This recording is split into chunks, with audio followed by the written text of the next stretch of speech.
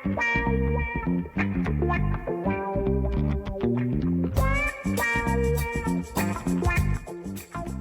the Let's Talk Polyamory podcast, where we talk about all things consensual non-monogamy, polyamory, swinging, and all things about how you can have a secure and sexy relationship. Now here's your hosts, Tara and Andre. Welcome to the Let's Talk Polyamory podcast. We're your hosts. I'm Tara. I'm a relationship and awesomeness coach. And I'm Andre. I am a sex-positive psychotherapist. Welcome, welcome. So, coming hot off the heels of our latest party this past weekend, we thought we would do a talk on Sex Parties 101, a guide to being a great host and a great guest. All right. That's awesome. Yeah, it was a good time had by all. Yeah, for sure. Yeah. I mean, I think one of the benefits of being consensually non-monogamous is that you have the opportunity to have events like this, attend or host them yourself. And I really love it. Yeah, it's fun, right? It's like a whole mega dose of that NRE. You get like that all new relationship energy coming into all these people that you have seen before and see again, or maybe some new people. There were a couple of new people. Yeah. And it was totally awesome. Yeah. So we'll talk about some of the do's and don'ts, some of the things that work well and some of the things that might work less well. And help you to have an amazing party as well. Yeah, so we'll talk about what we did to plan and host the party. Like you said, the do's and don'ts, what we felt worked well, what we might do differently this time. Because I think every time we have an event like this or we attend one, we think about or learn something new. Yeah, you learn some stuff. So before we jump in, though, for those of us those of you who are watching us live, you can let us know in the comments what if you've ever hosted a party yourself, if you've attended one, have you been to one? and if you want to do one or the other. Yeah, and what did you think might have worked well, and what did you not like about it, perhaps? Right? Yeah, absolutely. Yeah. Absolutely. So, what do you think of our last party? I would give it like a 4 3/4 star rating out of 5. I think it went really, really well. I don't know if I ever give anything a 5. Yeah. Right, but it was awesome. There was like a lot of good energy. People were participating well. There was a lot of laughter, a lot of singing, good interaction, good balance of friends. Yeah, I think it was an awesome night. Yeah. I think I felt more relaxed this time. I think, did I seem more relaxed? Yeah, you did. What do you think was the difference? I think because we've done it before. Preparation. We planned well in advance. And, these are some of the things we talk about. But I think I made an actual decision to be less anxious about things and to just really, just enjoy it. Right. And one of the other points I think that really helped was one of the things we're going to talk about is we also had invited and received outside help from a couple of couples, right? So they were also coming here and kind of helping us do that. And what I really liked about it, in addition to their helping, was that they were here earlier. So it kind of was like, we're not waiting for the door to ring and then, then the party starts. Yeah. They were already here and it was like kind of, taking the edge off in a way. Yeah, like they put last minute touches on makeup, helped put out food and stuff, and just got a chance to connect with like close friends before. So that was awesome. Okay, so let's jump in. Okay. Where should we jump to? We should jump to the notes. All right. So before the so I think, as always, lots of laughter, lots of fun and frivolity. And I think this is the point to make too, is like, it's not all about sex, the parties. It's a lot about connection and, and fun. I think I just had a lot of fun in various parts of the evening. You know what? It's not all about sex. You're absolutely right. It's a lot about coming together and just enjoying each other's company. And there's nothing in saying that you have to have sex. In fact, there were a couple of people here that were not, for whatever reason, wanting to engage in it. And that's wonderful too, that they still showed up and stuff, but it's also why it's so critically important to have that neutral space, right? So people who aren't wanting to necessarily engage and play can just hang out there and still commiserate and be cool with each other. And, so that's good. Yeah, like one of our guests said that they just wanted to have a cuddle party, and so while people were playing upstairs, they were just cuddling on the couch and talking with other people. So that's good. Yeah, that's wonderful too, right? Sometimes people use sex as a device for intimacy. You know what I mean? Yeah. So they'll have the sex, but then after they feel like they can be like cuddly and everything. And sometimes it's hard to come in from the cold and just say, I'd like a cuddle, and I'd like to have like an orgy cuddle, like the whole together. But after, when that sexual tension's been released, then it seems like it's easier, more viable to just kind of come together in that good release of dopamine and just be like, yeah, this is so lovely. Anyways, nice. Yeah. But that being said, too, without calling anybody out, one of the guests came back after some play into the neutral area where the food was, and they were completely nude, and they looked like they were going to dip into the dip, if you know. So maybe next time they should wear like a hairnet or something. Yeah, exactly. Okay, so let's start. We're going to do some do's and don'ts. Let's start like the before, the during, and then the after sort of thing. You want to do the do's first? The do's. So preparations before the party. So I think the big thing this time and all the times it's great is like we talked about earlier is plan in advance, start early. So not only does it help you in planning, but it also allows others you're inviting to set the time aside.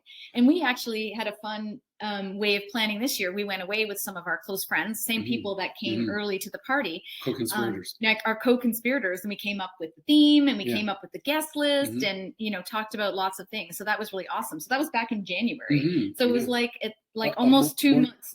Almost 2 months in advance. As you say, it gives people a good amount of time to plan their calendars and stuff. But also, what I really like about having time in advance for that is that we can go out and get STI and STD testing. Yeah, absolutely. Right. So that way we all, because a lot of places it takes 2 weeks or even more to get your results back, and we want to be able to take a picture of that time. But then that result is only as good as when you've had your last interaction. So now, if you've taken the test on January 1st and then January 2nd, you've introduced new partners to it. Well, then that one from January 1st is no longer valid. So you get what I'm saying, right? Yeah. So you got to be able to take it and then know what your window is. Why is it important to do the STI testing and all that stuff? Well, because we are conscientious community members. Exactly. So it's not only for my own well-being, it's in consideration of how you might feel. And same thing with common colds and everything, right? If I'm starting to feel a little ticklish, I might have to say, well, you know what? In the interest of the group, I'm not going to be attending this party. Exactly. And that was on our page too, which we'll talk about in a second. Right. In something like a cold like that. But if I'm, for whatever other reason, not wanting to necessarily participate sexually in that way or physically in that way, I can still come to the party. I can still be a participant. I can still be a voyeur or whatever it is, or an exhibitionist, whatever. Right. So exactly. Yeah. Okay, so let's go into the do's for the host. So let's start with the host. We're going to do the host and the guest. Okay. So in advance. So we talked about planning in advance. We actually had one of the couples stayed over, which was awesome because they helped us sort of tidy up after everyone left. But it was also nice in the morning to have coffee and share, like do a bit of a debrief. And then we went for breakfast. So it was really nice. It makes me think, because we had like a house full of people and then kind of like nothing afterwards. So having them, that kind of makes a transition back into our normal state. Yeah, exactly. So we use them for our comfort. So other things to do in advance is to decide on a theme. So you can see we're dressed not in our usual TNA wear. This is sort of, this last party was emo themed, and it was sort of an anti-Valentine's Day. It was going to be just right around Valentine's Day, but we shifted the date. And so it was the emo apocalypse of love. And we'll show you the page we set up, actually. As you say that, it's interesting, though, because we wanted it to be anti-Valentine's Day with these, hetero norms. And yet the majority of the people there, if not all of them, were couples. The couples, yeah. So... But people really get into it. It gives people something to get excited about, the theme. Yeah. Have something to wear. Yeah. I think sometimes you don't know, especially if you've not been to these, it's really fun to get dressed up and it sort of lightens the mood. Like our last one was like a James Bond themed, a mask. Gold fingering. Yeah, gold fingering.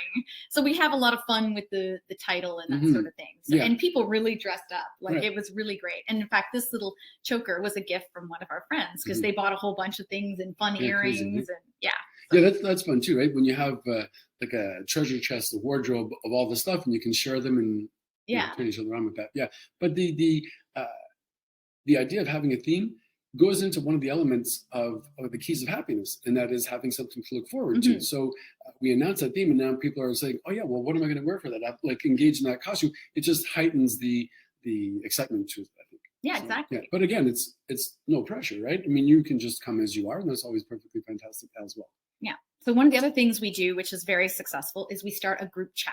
So we have a WhatsApp chat. So as soon as people have been invited and they've confirmed, we add them, or whoever's invited them adds them to the group chat. And then that's where you can share information. We ask people to do an introduction, share a picture. And pictures and stuff, because not everybody necessarily knows everybody in that, right? So it's a good way of like, oh yeah, okay, well, that's somebody new that we're going to meet, and we look forward to that. So yeah, it's a good way of breaking the ice before it's even started. Yeah, and that's actually a good point. And the nice thing is when you have a variety of guests. So sometimes with people that don't know each other. So it's nice to kind of mix up the guests, introduce new people.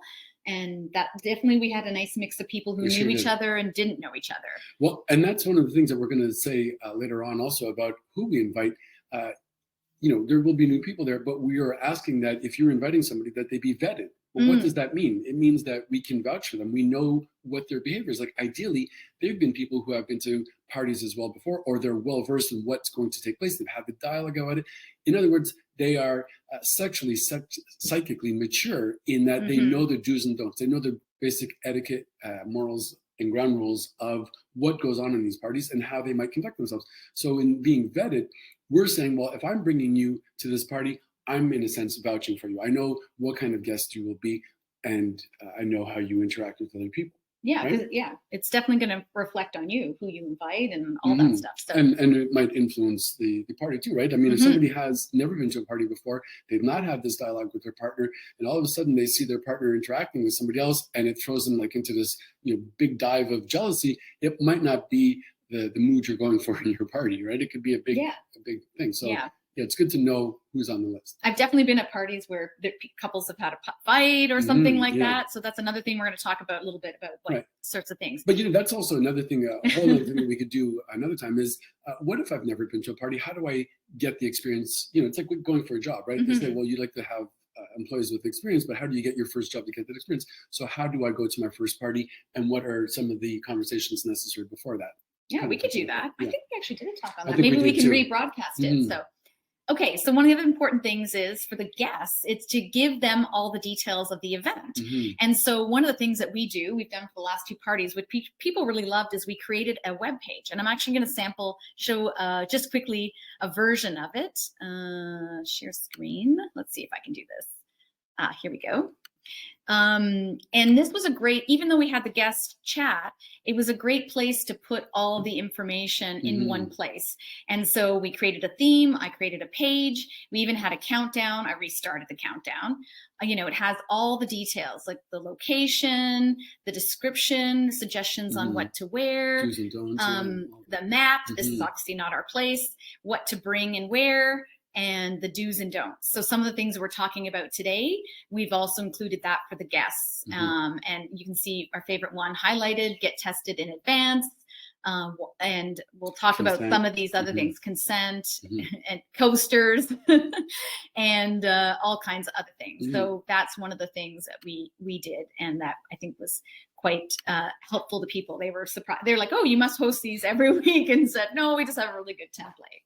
But it's a great information to have all the information. And then you can also keep sharing that link in the group chat, and then people can go back to it if they're looking at it. Actually, someone joked that just before they came to the event, they were looking for the address. So they went back to the page, and then the countdown had gotten to 0, and they were like, oh no. So that was funny. Yeah. So I think the other thing to do is to be clear on what kind of party it is, especially for people. If you're allowing people to invite other guests, vetted guests, then letting people know that it's a lifestyle party. And so there will be things. Yeah. Because you might have friends that you are both play partners with and see them socially otherwise, where you do non-play activities. So what kind of party is it? It might seem kind of obvious to you because you're hosting it or you're not, but it's good to know. It's all about the ease of conversation. It's about saying everything and being able to consent to that. And one of the things you could consider doing is, if people haven't been to a party before, you can invite people to the meet and greet part, and then, like allow them to come and meet people, and then maybe tell them to get out? Well, okay, that's over. Your time's up. No, not tell them to get out, but if somebody wants to experience it, but doesn't necessarily want to play, observing is always a great option. So you can invite them as observers, as long as they've had their essential conversations beforehand, because I think jealousy and other things can pop up, that sort of thing. Sure. But if you are the one inviting them, maybe you be their sponsor in a way, and just keep an eye on them, do a little check-in with them on the side, make sure, Yeah, absolutely. Yeah, cool. So other things to do in advance is to make sure you have supplies for the event. I can't tell you how important supplies are. So things like, even though people will bring their own condoms and lube and stuff like that, it's great to have condoms and lube, a variety of them, gloves, bathroom supplies. So lots of toilet paper, lots of toilet paper, Yeah, and have it within reach for people so that they can find it. Right. They're not having to, search you out. Search it out. Right. Yeah. The other thing that's important to have is baby wipes. Like, so people can clean up in between partners. Very important. Yeah. Washing your hands thoroughly, right? Mm-hmm. In between partners, because, there are things that can be transferred easily like that, right? Unfortunately. So exactly. Yeah. So along that lines, we also have mouthwash. So we have mouthwash and wipes in all the bathrooms and in little paper cups that people can use for mouthwash and that sort of thing. Yeah, because what would be worse than trying to get intimate with somebody and their breath being a little bit off, and then maybe it's not the ideal time to have to tell them that, right? So take it upon yourself to do it, but also when you are shifting partners, changing partners, then yes, please try and do your best to keep it from one to the other and not exactly. So have things within reach for people, like we said, for bowls for condoms. We had a big table in the main play area that had a bowl and all the lubes, and then we had another bowl in the other room that had them too. So make it easy. We put out our toys and wash toys and charge them and everything like that, so people can use them if they want. Decide on a menu. So I think it's important to have food. I mean, someone said we had way too much food, because I think we didn't realize how much. Well, a lot of people brought food. A lot of people brought stuff beyond what we imagined. So but I mean, it's a nice problem to have, right? Having too much food and not enough. Yeah, because if guests are hungry, it's a bit of a drag. Yeah, because people after often I remember the first time we did it and we put out the food, nobody ate the food at the beginning, and I was like, what the heck?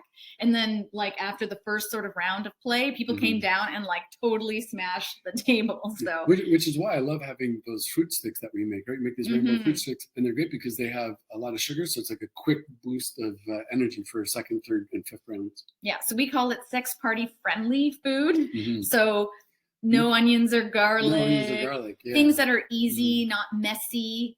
We usually do mostly vegetarian and vegan because everyone will eat that, but it's harder if you have lots of meat and that sort of thing. Yeah, for sure. That's another big consideration, right? Because you might be eating meat, but what about your guests who don't? So it's harder for them to find something to eat. So it's good to have those options. Yeah, we also get a selection of non-alcoholic beverages. So like fizzy water is pretty popular. I had some non-alcoholic cocktail things. Nobody drank those. And having pitchers of water ready and that sort of thing. Non-alcoholic beverages, that reminds me. So what about we're hosting, we're playing, and then some of our guests decide to leave, right? I mean, they're able to come and go as they want.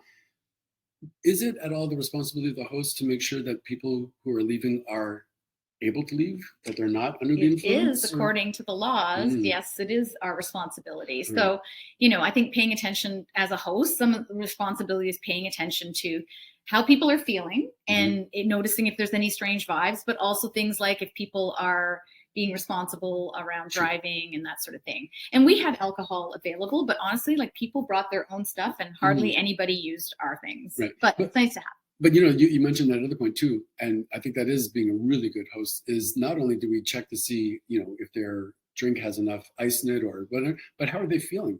Just kind of do a survey over the room and just see, is there anybody who looks like they might need a little check-in? And it's always good to find out, right? Because sometimes if you're not feeling it, if you're feeling a little anxious or a little bit removed, it might be hard to announce that position. Also, being at a party, you might not want to say, hey, I'm not really feeling it.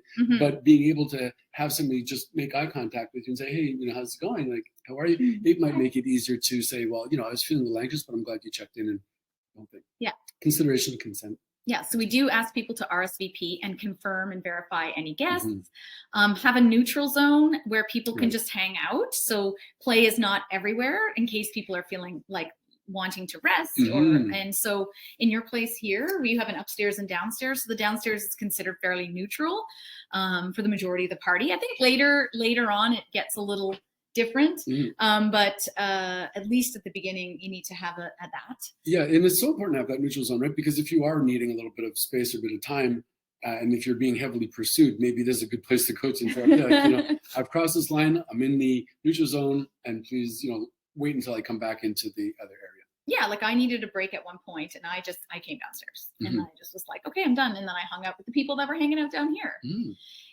So one of the things that we did successfully in a previous party, which I think worked really well, and we didn't do the same this party, is we created 3 different playlists for the different parts of the evening. So we set it up on Spotify, but it was really good because it kind of set the mood for the party.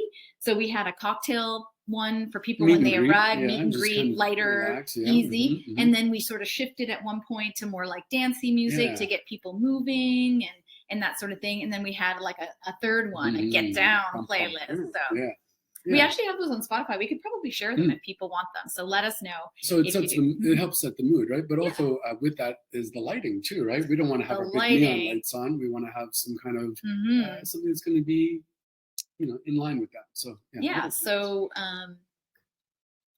the other thing we do in advance is we borrowed a mattress from a friend who has an extra one. We used to borrow massage tables, but we have our own now. So that was nice. It's a nice addition to have. We have designated smoking areas and non-smoking areas, right? Yes. So you can't be smoking just everywhere and anywhere. That was easy for people to participate. And also we have no red wine because one of our first parties that we ever went to, they had a white carpet and somebody emptied the whole bottle of wine glass on the carpet and the couch and everything. And so it just was a big drag to, have to try and clean that up. In addition to that also, while it might not look wonderful, we drink from plastic or paper cups because glass is a no-no when you are barefoot and naked, right? So imagine, you have 20, 30 people in your house and somebody breaks a wine glass and the music is playing and everything. And then somebody steps on glass, it would be a real downer. So no glass. Yeah, so we have plastic glasses that you can wash and reuse. I think next time, because we said no red wine, what ended up happening, which was sort of fun, was lots of people brought like champagne and Prosecco. And so, it's kind of like you have this expensive champagne you're drinking out of a plastic glass. So I think next time we'll get like nice reusable plastic champagne glasses for that. So like live and learn, you know what I mean? Yeah, it's a process. We also have towels for showering and for other fluids. So we make sure we put those out. So that's another thing to consider too, right? Maybe bringing your own robe. Maybe your guests have, but maybe they don't. But yeah, if you're costumed or then you're wearing lingerie or something, and then after, if you're taking a break, what would you want to wear in the neutral area? It's good to have that. Yeah, we actually put that in. Oh, this is all crooked. We put that in the do's and the suggestions. And I think you mentioned we have IKEA lights that you can adjust the temperature of the light and the color, which is fun. And we have like little fun, like disco-y lights. And so that always kind of sets the party mood. We don't get paid by IKEA or Spotify, not yet. Google Home does it too. They all do. Just say home lights. Home lights. Or any kind of. Yes. So we talked about some of the guest do's. We talked about testing, having essential conversations with your partner if you're attending.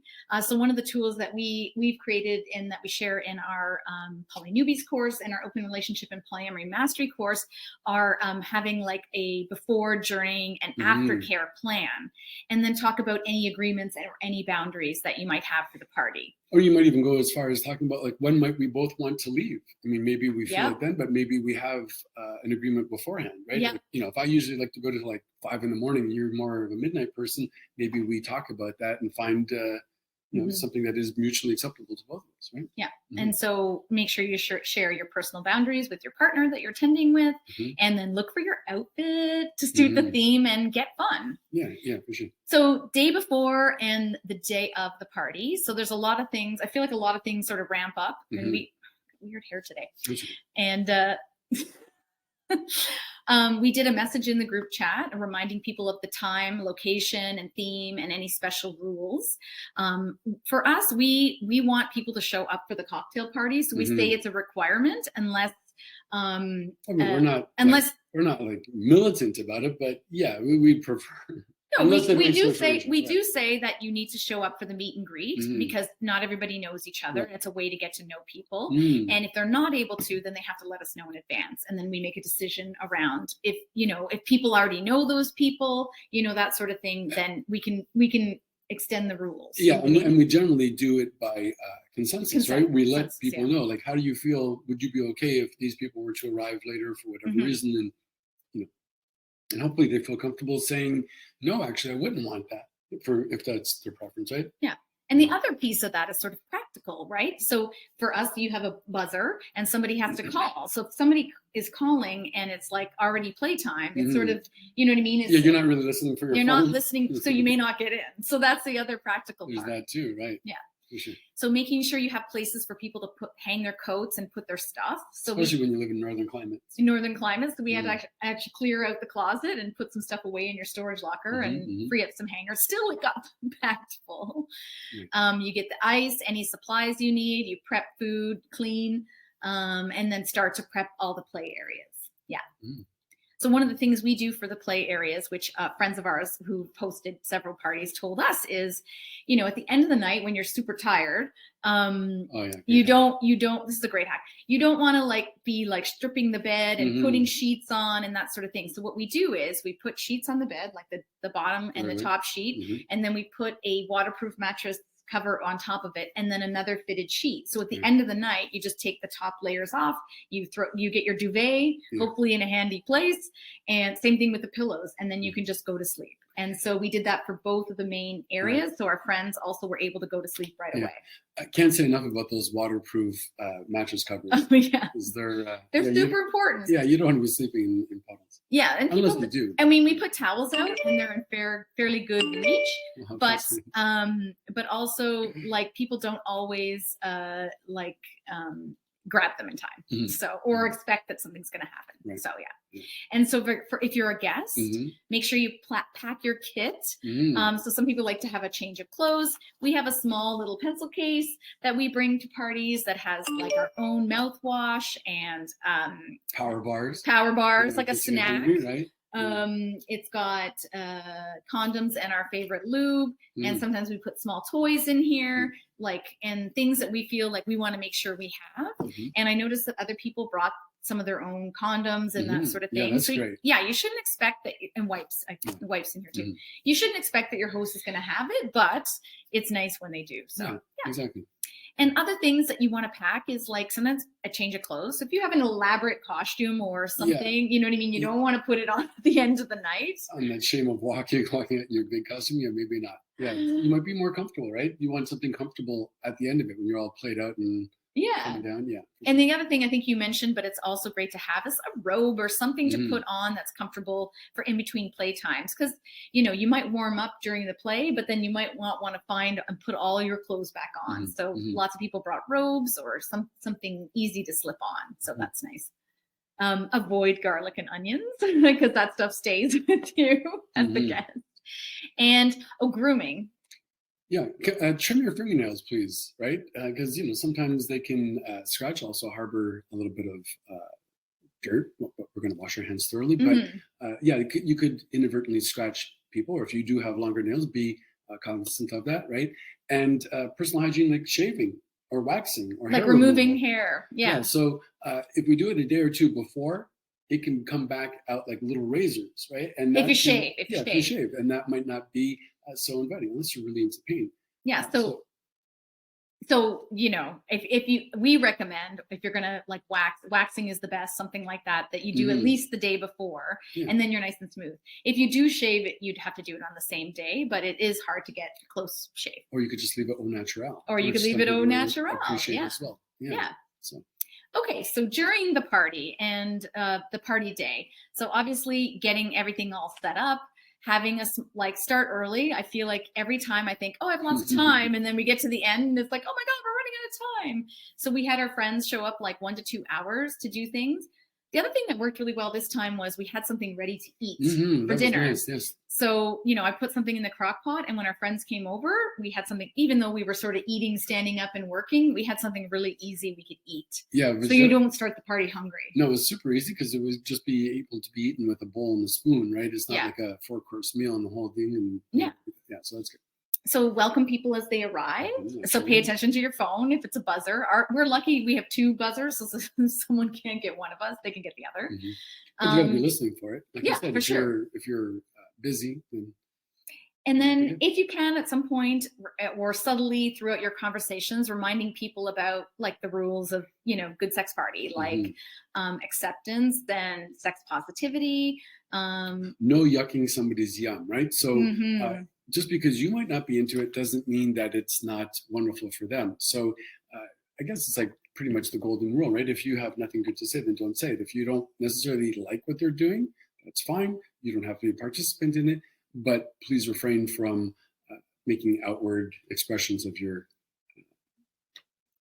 dissatisfaction. No, not quite that, but just be aware that not everything will be for everybody, but we like a high level of inclusion and tolerance.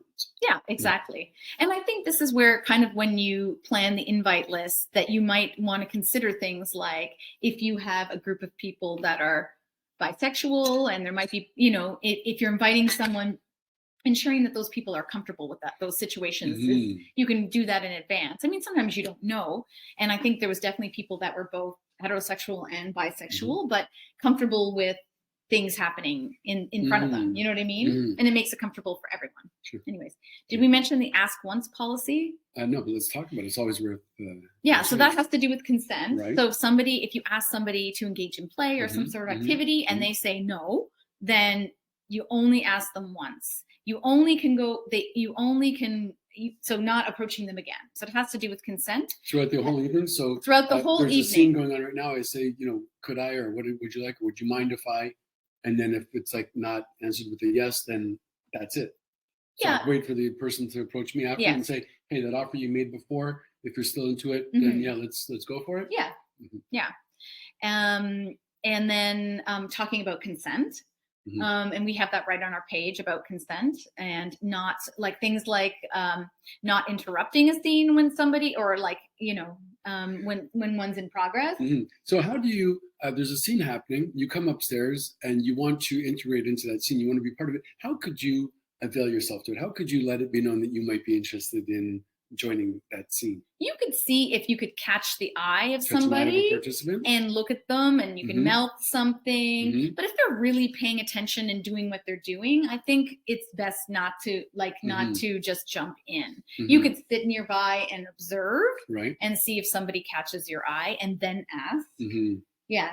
Okay. Yeah. Like that happened to me. There was a scene happening and one of our friends, I sort of saw that he was sort of free-ish in the scene. And so like I sort of looked at him and I said like kind of like, may I? And he's like, yeah, and get the yes, like get the consent. Yeah, I think that's so important. And why is it so important to get consent? Because it is creating this feeling of security, right? It makes us feel secure that we're not just subject to whatever is going to happen. We are able to say yes or no to that. And it makes me feel secure in being able to do that. Yeah, exactly. And I think the thing about consent too is it's ongoing consent. It's not just you ask once, you've had sex with this person before and they've consented before, so you assume that it's going to be fine. Like it's asking again. And sometimes it may feel like you're asking multiple times. Like at some point you can kind of, if you're engaging with someone, oh, may I do this? May I do that? May I do that? But I feel like lots of people that, like the people that I engaged with would ask me, is this okay? Can I do this? I told someone I was having some pain and I said, I can't do this at this point. And they said, may I do this instead? Would this be comfortable? And I was like, yes, that would be great. Awesome. So yeah, ongoing consent. I think moderation in terms of drugs and alcohol. Oh, I thought you were going to say sex. I hope no moderation sex. Yeah, drugs and alcohol. Yeah. So what is the tempo that's going on, right? What's the flavor of the party? Because some places, some parties we go to, they do want to do like some harder drugs and that's their own thing. But if you're the only one doing it, then maybe it's not quite that party.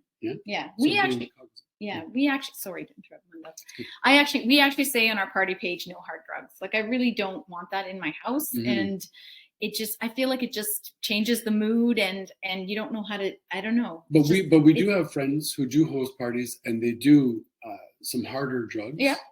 And we go there, but we go there knowing that it's going, right? So we can pick and choose where we're going to present ourselves in what part. And they're pretty good too, because they usually go off to the side to do it, right? They usually go in a bathroom or something. And it's because I don't think I would feel so comfortable if they were doing all that stuff right.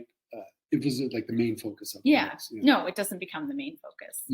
Another thing is because everyone's dressed up, it's really fun to take photos and we, especially a group photo. And so you can ask consent to do that and take photos early in the evening while people are dressed and make sure people are consenting to it. Even that. even when they're dressed, they might not necessarily want it for whatever reasons.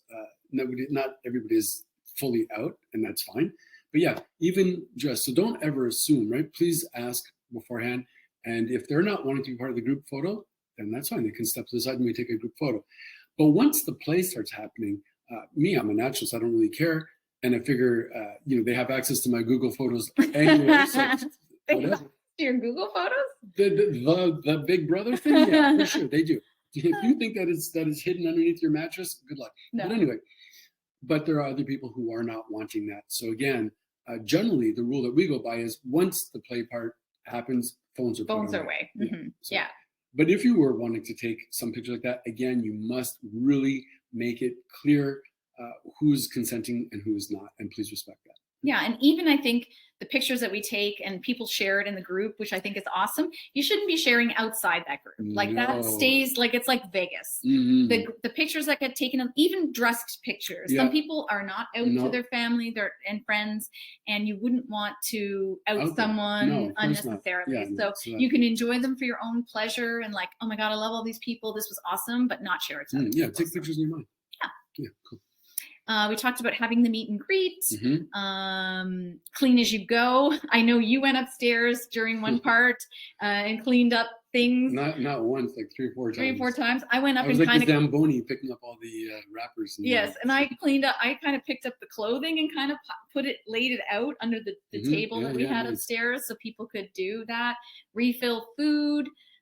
Pay attention, be aware of if you see any non-consensual behavior. This is for the host, and you can check in with guests. Lovely. Yeah. I don't know if it made it to our list, but we also maybe should talk about kids and pets and grandparents. So maybe you don't want to have your kids, pets, or grandparents around, even if they are friendly and you love them. Your guests might not necessarily be as comfortable. Oh, you mean if you have like a big house and the kids are like upstairs in a bedroom and you're down in the basement? Well, perhaps like that too, or even just having Rover around, right? I love my dog. Everybody, I think everybody loves my dog, but maybe not everybody wants to see my dog during the party all the time. Right. So maybe allergic. Right. Even your parrot. I mean, who knows? So be mindful of that as well. Yeah. Oh, peanuts. Peanuts. Yeah. Okay. Food allergies, right? Do we have that on our list? No, but we should add it. Yeah. We should have that. Yeah. I think we do ask in the chat if people have to let us know. Yeah, we do. It's on the page. Awesome. That's why it's good to have a page, because it's repeatable. So for the guests should we have at the end of the page where you have to click that you've read it and then sign it? I didn't know I couldn't bring peanuts. Yeah. So as the guest, be mindful of the time that you're going to arrive and that you may be leaving. BYOB. I mean, don't expect that your host, we love to have things for people, but, I think it's good to bring your own things. It was super nice also that people brought their own coolers and kept things cold because we did have a bit of a fridge issue and people did bring. So next time, I think one of the things we're going to do next time is maybe have a larger cooler or with ice so people can put we have tons of bottles of champagne that don't fit into our wine fridge because they're too tall. Like who designed that thing? Anyway. So so bring your, if you want to keep something cold, you might not want to expect that your host is going to have space. So bring your own cooler sort of thing. And also you really love when people bring their own platters, right? If you're bringing food, it's wonderful. It's a beautiful gesture to bring food, but then you arrive at your guest place and you give them the food and now they have no place to put it. So they basically cut the pizza box in half and they use that as a plate. It's workable, but it's not ideal. So for some people who are really detail oriented, they might prefer that the food be well presented and plated. So if you can bring do you know anyone like platters, no. If you can bring platters, that would be well received by some people. Yes, I was very happy when one of our friends came in with a full bag with platters and the food was all prepared and cut. Yeah, they got an A+. This is my mom's hangover. She used to get mad when people would show up at family barbecues with here's a watermelon and hand it to her and then she had to do something with it. Oh, that's interesting. So not only did she have to plate it, she was then having to cut it up and everything, and it kind of takes. So she just refuses. Now she says, "Oh, you do carpet under the tree. Put your watermelon up your ass." Yeah. Okay. And what's nice as a guest as well is to bring something for the hosts. So consider a host gift. A host gift? Yeah, if you're a guest at a party. Do we usually bring host gifts? Yes. Good. I'm glad. What is a host gift? Well, something you can bring something to share. So something for the bar. and which is nice. Yeah, that's nice. Or a personal gift. And so that's always nice to bring. I know we've brought a bottle before that we said, this is for you for later. And someone did that for us. That a friend brought a really nice like piece of chocolate that they got at a special shop. It's just a nice thing, you know, and because your hosts go to a lot of effort to plan and expenditure too, right? To plan and the host. And so it's nice to bring something. Okay. So we talked about the guests as well, personal hygiene, shower, cut your nails, all that stuff, no eating garlics, adhere to the rules, consent, practice safe sex. So use everything, and be aware of your own behavior and what you may be doing, and you know, during the party. You know, one of the things that I don't know that we put on that list, but that we spoke about earlier is what happens as far as timeline. So maybe I'm a night owl, maybe you like to go to bed early, and there's, you know, play happening. How do we announce it? So maybe be aware that if you're the last guest and you're still going at it, and you look over your host is kind of looking sleepy-eyed, maybe then you know, you think, well, maybe it's time to wind down, and not have to make your host say it's time to wind down. Didn't happen to our party. I'm one of the night owls. I like to go to the very end. So it's not usually, but on the other side of that, well, then maybe you're kind of like, well, come on, Andre, like, you know, it's 4:30. Let's think about heading out. Yeah. Yeah. So. Yeah, and I think our guests were very aware of that. They sure were. No, it was perfect. Like I was sitting on the couch with somebody and they were rubbing my feet, which was really nice. But and someone said, "Oh, Tara's looking tired," and I was like, "Oh no, I don't want people to like feel like they have to go." But they didn't have to look too far to see that I wasn't. Exactly. So yeah. And I think as a guest, the thing to do is to manage your expectations. So even though it is a sex party, people may not want to have sex with you, you know, or, you know, so I think it's important to be open to experiences that might come up and meeting new people, but not come in with a thing like, I'm going to fuck every person that's here sort of thing, you know, there may not be people that you want to be with. And there may not, people may not be, you may not be someone's jam, you know?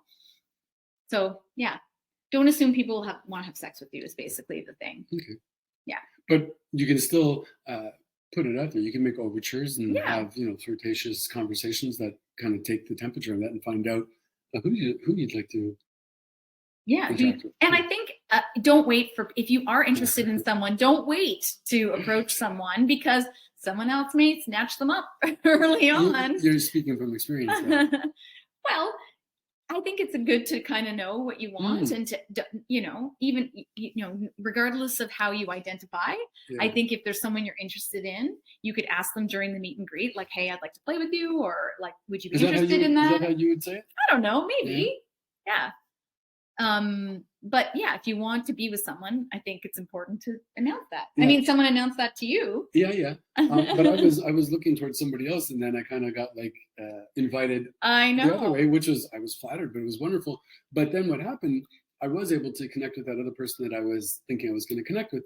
But you know what happens with these parties, unfortunately, is that sometimes the clock runs out, and you're like, oh, wow, I wish we would have connected, whether it was sexually or through conversation, whatever it is. So it's like a balance, right? You want to be able to spend time dancing. You want to spend time in the cocktail meet and greet. You want to spend time playing. I guess you got to kind of plot it out to a certain extent without having too big of an expectation. But you want to say, well, I want to dance a bit. I want to eat a bit. I want to do this a bit, you know. So be aware that, unfortunately, the night won't last forever, as fantastic as it is. Yeah, and people do get occupied with other people. Like I know there was someone that I wanted to be with, but just timing and stuff, I ended up with someone first, and then I think they wanted to as well, but then I was busy, so then they were busy, and then when I was free, they were busy. You know what I mean? Like it just kind of happened. So, I mean, well, maybe it's the next party then. There's the next party, yeah. So another thing you should do is also be clean up after yourself. So don't expect your hosts are going to go up and clean up condoms and stuff like that. Like throw them in the garbage. But at the same time, maybe the condoms throw them in the garbage. A lot of guys didn't hit that mark. But at the same time, in all honesty, you are a guest, so you're not. Yeah. It's not your responsibility to be doing much cleanup, but a little bit of, if you can. Yeah, it's always appreciated. Yeah. But have more fun. I'd rather somebody have more fun and not clean up. Absolutely. Than think that they have to be Hazel. Yeah, but you can let your host know, like say there's a big squirting incident or something and someone needs to change a sheet. You should let them know that, like if there's something you observe or something's out or supplies are out or that sort of thing. I think you talked about this already. Be mindful of your own hygiene. So like rinsing your mouth between partners, using wipes between partners on private areas, washing hands frequently. Those are really important. Yeah. And, you know, like I said, that's why we have the wipes up and stairs and downstairs, and a lot of them got used by the view of the garbage at the end. Yeah.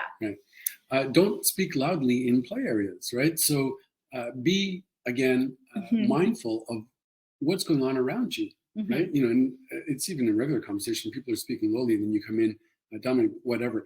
But especially in areas like this, because some people might find it distracting. You know, we're wanting to go at it, and all of a sudden you want to talk about, you know, U.S. politics or how AI is going to change the world or any of those things. It might not be, it might not be the best area. So try and be mindful of that and temper your conversations to more neutral areas. Yeah, like you may be done with what you're doing, but others may not. And if you do want to watch, just do it quietly. You know what I mean? And even in the neutral areas, I noticed that I could hear people downstairs talking, and I was like, wow, they're being really loud. So, yeah. Yeah. To that point, you know, because we were hosting, I was wondering about possible noise for our neighbors, right? Because we were still going pretty good at like 2:30 in the morning, 3 o'clock in the morning. And while we're having a good time, they might not necessarily be doing it. So depending on the size of the party also, you might want to consider letting your neighbors know that you will be having guests in a week or two. And maybe they will then say, well, that's wonderful. Or they may say, well, you know what, maybe that is the good weekend for us to go away, depending on the size of the party. Yeah, you can even invite them to, if it is loud, to knock on the door or something. You know what I mean? Like, but it shouldn't fall on them to have to do it. Because they might feel but you should let them know. Yeah, for sure. And another thing is if you want to stay connected with someone, I mean, you have the group chat, but sometimes people aren't on the chat. So make sure you get their information at the party. Like, I think it's important not to assume that the hosts are going to connect you, and make sure that you stay connected. So that's important to do that while you're at the party. And I saw lots of people doing that. So yeah, but should go kind of like with the other rules on social media, that you might somehow ask if you can contact them separately. Like, how does that work? Like, let's say you and I, you're partnered, I'm partnered, and I want to hook up with you or connect with you. How do I make that overture? Like, hey, Tara, you know, you and I should get together sometime. Where would be a good you could message in the group chat first and ask if they mind if you message them privately. You're not going to connect to their social accounts unless they've consented to that. So I think within the group chat you can ask for permission. You could probably message someone, but like everyone's information is there, but they can just be prepared that they may not want to stay connected that way, and may just want to meet up with you at the parties, you know, and because different people have different types of relationships too. True, yeah. Some people don't network outside of their parties, other people do it solo. Yeah, so find out. I would say the majority of the people that were at our party are people that do not date separately, except for us. So, and then, you know, check with your partner and implement your during part of your plan. So like the before, during, and after care, and just make sure you're checking in and making sure everything's okay. So then after the party, as a host, thank everyone for attending. Ask people to let you know if they witnessed any inappropriate behavior, because you want to know that for the next party. If there's anything that made people to message you privately, obviously. Yeah, exactly. And then as the host, it will fall on you to speak to that person or persons and let them know, right? Sometimes it's just people are just not aware of something that they might have done, right? I don't think they're necessarily intending to go out and do something that is disruptive, I don't think so. But if it should happen, then we want to, again, be able to talk about it in a very matter-of-fact way and just say, you know, could we have done it differently this And I think if that does come up, then as the host, you could talk to that person individually and say, hey, this was raised with us, and, you know, wanted to share it with you so you were aware. Like, I wouldn't just like block them unless it was really, really inappropriate behavior. Well, then, then that, if it's really inappropriate behavior right there in the party, you might have to take stronger action and say, look, you know, this is not acceptable, and I'm sorry, depending on the instant, you might even have to ask them to leave at that moment. Yeah. Oh, for sure. Right. So, because the group welfare comes before the individual, right? Yeah. Yeah. Even the day after, with being the host, we have a whole other collection of lost and found. Lost and found. Yeah, all kinds of like surprising things that you might come across. So we make a we add that to the page as well, and then people can claim their items. Yep. And you can share pictures you've taken.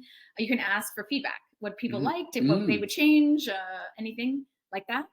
If you're a guest, we received some really nice messages even before we woke up, thanking us. Share your pictures in the chat.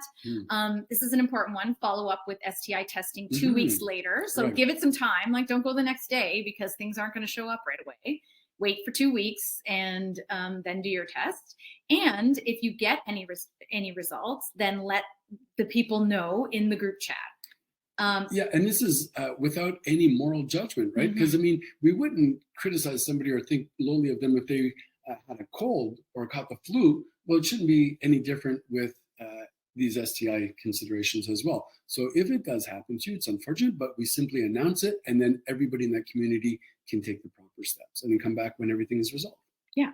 I mean, even let people know if you've got COVID or you've contracted something else. Yeah. I think it's important to do. I mean, we did that after we went away with some of our friends, and then like more than two or 3 weeks later, I found out I had bacterial vaginosis. So I let them know. And so then it gives people an opportunity to do something about it, right? So then that's the majority of things. I'll just look at what we might do differently next time. Okay. I mean, one of the things we talked about before we haven't implemented is doing some sort of quizzes like kink or BDSM or sexual orientation or preferences, and people could share their results. Yeah, that's fun, right? Because I didn't know that you're also into, blue elephants, and I'm into blue elephants, and we could, do that together. Yeah, that's fun. Oh, the thing we forgot, or we had one, but it didn't work, was having Sharpies for your cups. Right. Although if we did that, then we couldn't reuse them. That's the only thing. Yeah, but it's funny because to put our names on the cups, it's I see it while you do it, and maybe it's important because I don't drink alcohol, for example. So if I go and I drink somebody else's drink inadvertently and it's alcohol, I wouldn't want that. But it seems funny because minutes later we'll be upstairs swapping fluids as well, kissing and doing all kinds of things. Yeah. But no, it's good to have that. But you're right. Then afterwards, you might not be able to reuse that cup if you're into reducing, reusing, and recycling, unless when they come next party, here's your cup. We saved it, but it's got your name on it. You're like, wow, those people are really cheap. Cool. It's environmental. Well, that's why we use them. Yeah, exactly. No, it's all about the environment. So we talked about having a large cooler of ice, having different kinds of cups, plastic cups. The one thing we could have maybe had was a larger recycling bin or something like that. Although we did fine. I mean, it wasn't that much of a thing. And having bags to make it easy to clean up after. And then the other thing, just inviting more people maybe. Like we did invite a lot of people, but we had some RSVP no's. But we had a very high, that's what I was asking about before, we had a very high rate of confirmations. Yeah. Like, I mean, very few people said they weren't coming, but it was a very high rate. It was like more than 70%. Yeah. Which is, I think, different than a lot of parties that, birthday parties and stuff, you go and people are maybe more motivated. Yeah, I think you should assume that 50% of people are going to show up. So when you come up with your list, you might have a main list and then have additional people that you can invite. That's why you want to plan early so that, the people that you're inviting later don't get last minute invitations. So, yeah. And then, I think the thing to be aware of, no matter how experienced you are, sometimes you might have feelings about it, and so be prepared that could happen, and then have a way to have a discussion with your partner about it afterwards or during, that sort of thing. I wonder, should we have some kind of almost like safe word or check-in word that it's happening at the moment, and then I say Rapunzel, and that alerts you to the idea that, well, maybe we need to do a quick check-in or something? Yeah, that's part of your during care. You might have a secret word or something that you do to alert your partner that you're maybe not, there's something you're not feeling comfortable with, or that sort of thing, or you're not comfortable with something that's happening and you need their support. Green, yellow, red. Yeah, because that could happen too. Because I think sometimes you get in these situations and maybe you're not liking something, but it's hard to announce it. So even though I think we should announce everything. So yeah, ideally we should. So that was a lot. Yeah, but well worth it because it was a lot of fun. It was a lot of fun. I like hosting parties. So one of the things that we're hoping to do at some point soon is create an ultimate sex party guide. So if Right. that's something that you would like, let us know in the comments of the broadcast if you're watching us on Facebook or YouTube, or just message us and let us know. And once we get it together, we'll make sure we send you the link to get it. Let's get it together. Yeah. So thanks for watching the Let's Talk Polyamory podcast. Another one in the books. Yay. Yay. Thank Fun. you. Thanks for watching. If you want to explore polyamory, open up a relationship, or try your hand at swinging, we can help. Check out our website at taranandre.com for information on our Poly Newbies digital course or our deeper dive open relationship and polyamory mastery program where you get direct coaching from us. There's also other individual and couples coaching options there as well. Thanks for listening to the Let's Talk Polyamory podcast with TNA. Don't forget to subscribe and give us some love on your favorite podcasting platform. You can check out the show notes for any of the links to the courses or information we talked about today. Thanks and have a fantastic and sexy day.